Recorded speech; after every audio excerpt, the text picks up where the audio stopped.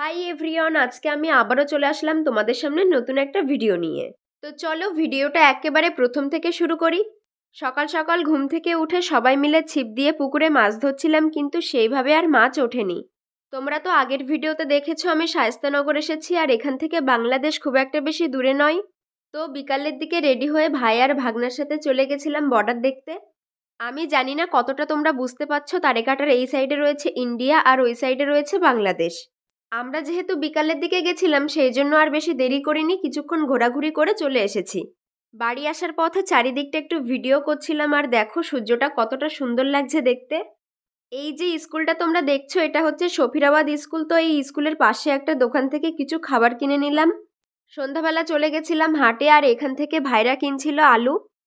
হাটের মধ্যে একটা কাকু গরম গরম গজা বিক্রি করছিল, আর আমার এই গজাগুলো খেতে খুব ভালো লাগে, তাই এখান থেকে গজা কিনে নিয়েছি। তারপরেই চলে গেছিলাম মেলাতে, আর এখানে হচ্ছিল অনুষ্ঠান। তো কেমন লাগলো এই ভিডিওটা? ভালো লাগলে অবশ্যই একটা লাইক করে দিও।